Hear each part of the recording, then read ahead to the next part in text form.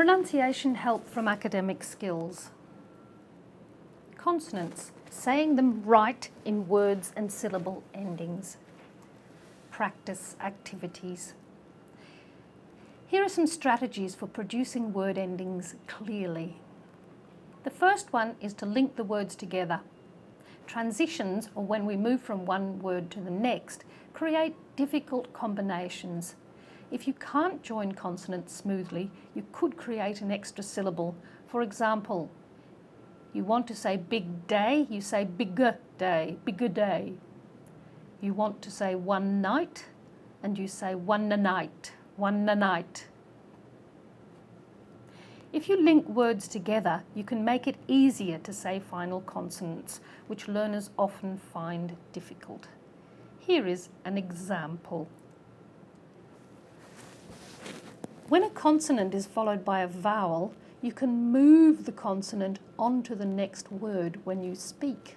So we don't say an example, we say an example. An example. We don't say students and staff, we say students and staff. Students and staff. Same way, similar ideas become similar ideas. Similar ideas.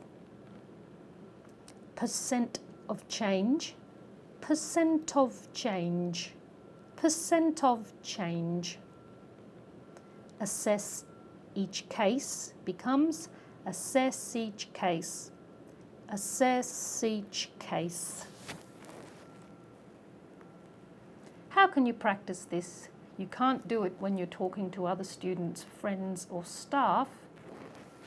Here's a good way to start. Find a simple passage. I like travel blogs from the net because usually the language is nice and simple, the way we would speak to each other. Mark all the consonant to vowel links between the words. That is, look for a word that starts with a vowel and link back to the consonant behind it. Read it aloud. So let's try this one. Travel is the best way to improve your life because it builds a lot of skills at once. Instead of making a long resolutions list next year, just travel. When you've read it aloud, try to recite it from memory. Of course you won't remember every word, but you will remember a few of those transitions and your mouth will get used to saying them that way. Let's have a look at this one here. Really good example. If you tried to say builds, it's very difficult. When you get lots of consonants together, split them between two words. So build za is much easier. Now let's have a look at this last one that I've marked with a big red arrow. Just travel. Just travel. That leads us on to what we're going to look at in the next slide.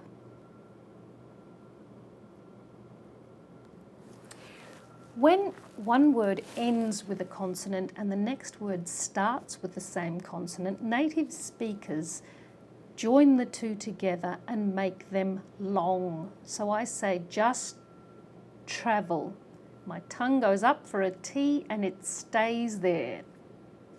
Let's have a listen. You can try and say these after me if you like. Get ready to hold your tongue up. One night. One night. What time is it? What time is it? Some money. Some money. Republic of France. Republic of France. Ukraine or Russia? Ukraine or Russia? There's another one to practice with your short written passages.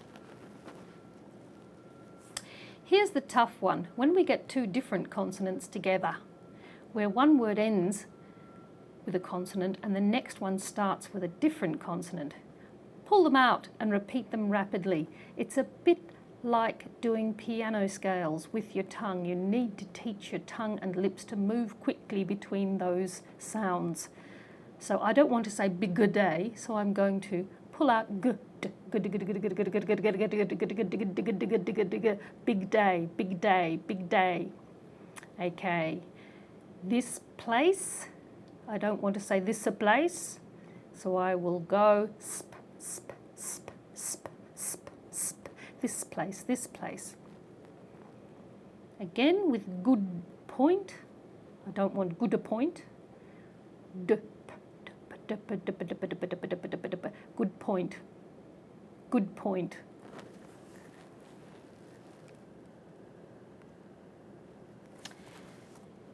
How to practice. Mark all the clusters between words in a short newspaper article. Practice repeating the clusters, then read the article aloud. Again, try to retell the story without reading it. Aim for smooth transitions between words. Do the same with identical consonants, as in just travel. And word and consonant vowel links, as in an example. Don't try to do them all at once, it's too much. Have a go, one at a time.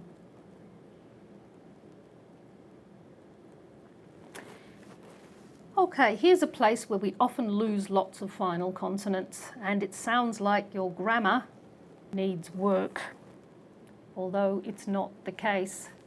They're actually easier to say than you think. Have a listen when I say these words and work out what the rule is. Stops, waits, looks. The last sound is s. Now listen to the second column. Drags, reads, rubs, loves. What's happening here? The word ends with a consonant that has voice, so the S will take voice. What about these ones in column 3? Watches, passes, wages. You probably know these are special sounds. Because it's difficult to say ch and s and j with an S, ch, s, j, it's too hard. We can't say it. We add a vowel just for those 3 sounds. So it's uz, watches, passes, wages. Now what about the past tense? Stopped, looked, washed, passed. In column 5, the word ends with voice. Drag, g, rub. So the D has voice. So we've got dragged, rubbed, loved, waged, raised. And just like with S, we find it too hard to say t, d together. So for T and D, we add a syllable. Weighted, loaded, needed, faded. Practice those 3 combinations for present tense and the 3 for past. Let's have a go together. Practice saying these words in past tense, pronouncing both final consonants. So, pt, kept, walked, slipped, locked, brushed, stepped, pushed, hinged, finished. Now we're going to read a passage aloud, and we're going to be very careful with those final clusters on the verbs. He kept his mind blank as he walked to the door.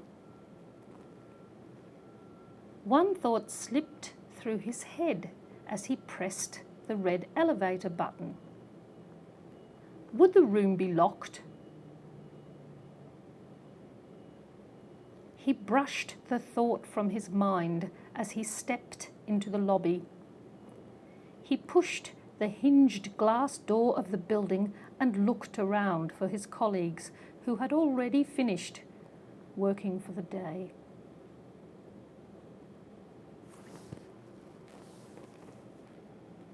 So read that aloud and then recite it aloud from memory. Pay attention to those final sounds on the verbs. Here's another one. Often learners of English speak very good English but will still say she drag or he head or he rub. It makes your English sound much better if you can include that final S or Z sound. So let's practice the ones with voice. Drags, heads, rubs, loves, grabs. Now the ones without voice. Sits, greets, barks, looks, checks, walks, waits, stops. Now we're going to read a passage aloud, being very careful about the final clusters on the verbs. I'll read it a sentence at a time. You can repeat it after me. Every morning she drags herself out of bed, sits for a few minutes, then heads to the kitchen for breakfast. The dog greets her and barks. She rubs his head. He loves that. Today it looks like it's going to rain, so she grabs her umbrella, checks her bag and walks outside, where she waits for the bus which stops outside her house. Now you read it and recite it aloud from memory.